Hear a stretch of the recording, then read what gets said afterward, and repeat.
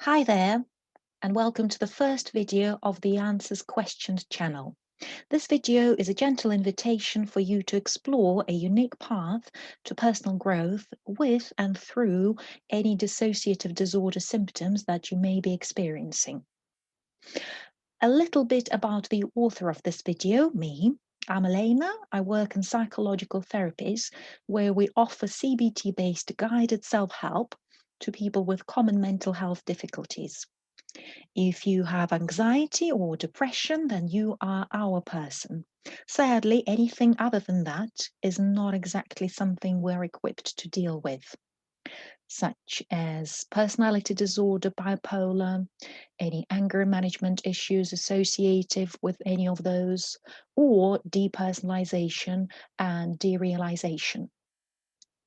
And the most important question for me is there something that can be done for those with DPDR symptoms? And I'd like to think that there is. But before we begin, I'd like to highlight the fact that your best starting point is a resource like the NHS website here in the UK, or another reliable information provider in your place of residence. The NHS recommends talking therapies and medication. What I'm proposing in this video is very different and a bit more alternative. So if you prefer a more widely accepted path, then please use the NHS. If you've got symptoms of DPDR, then you've probably done some research on it already, but I'd like to give a short overview of what we're talking about for people who may not know much about it. So dissociative disorders are a range of conditions that can cause physical and psychological problems. Common symptoms include feeling disconnected from yourself and the world around you, forgetting about certain time periods, events, and personal information, feeling uncertain about who you are, having multiple distinct identities, or feeling little or no physical pain.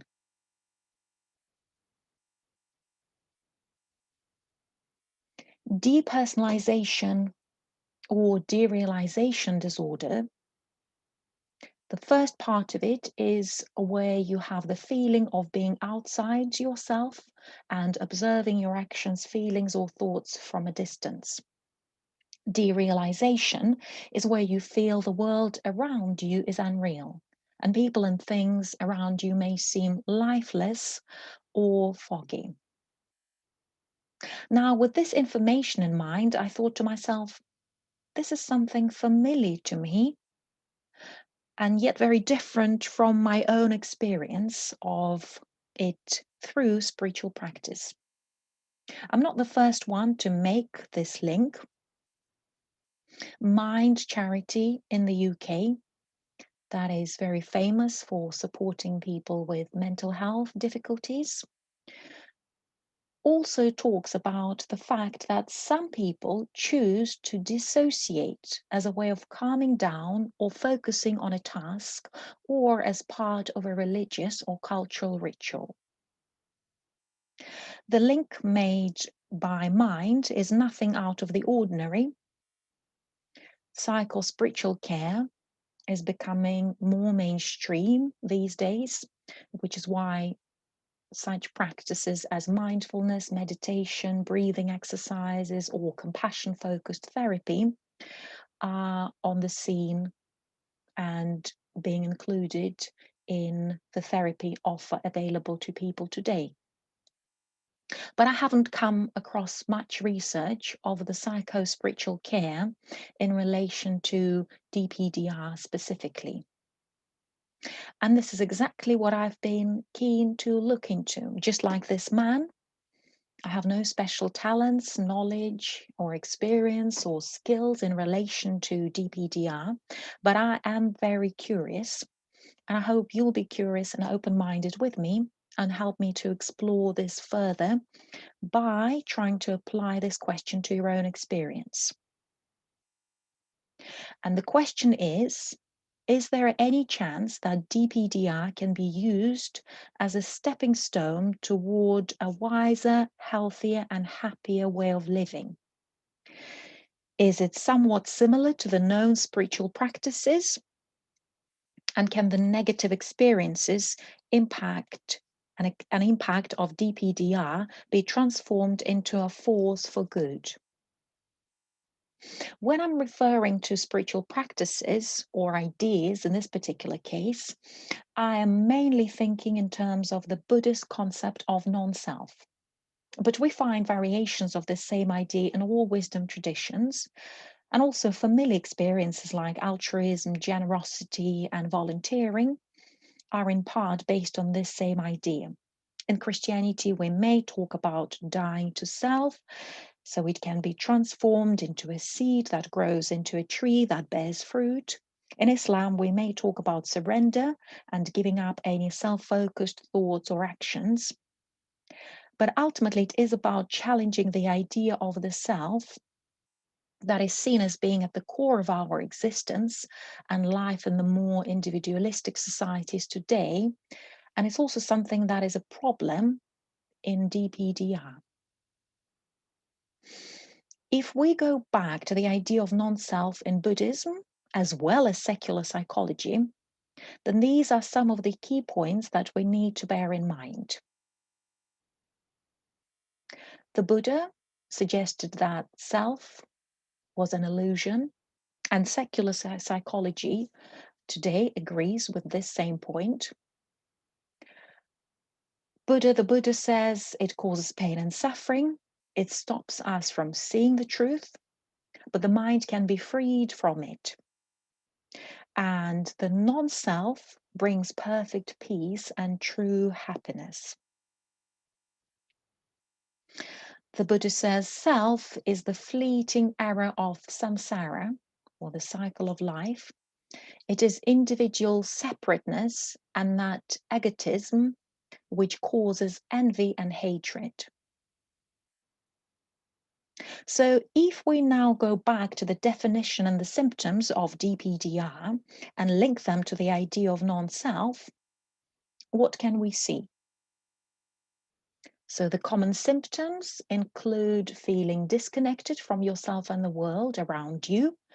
And Buddhism and secular psychology say, yes, exactly, this is how an average person experiences the world, because the self is an illusion. Other symptoms include feeling uncertain about who you are. And again, secular psychology says it's perfectly natural.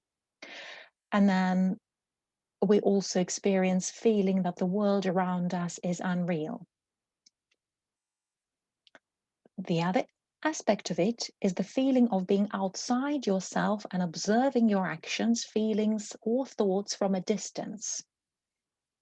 And Buddhism says, well, that's what meditation is for, because by observing your actions, feelings, and thoughts, you can get to understand yourself and the world better and make good use of the self rather than allow it to control you.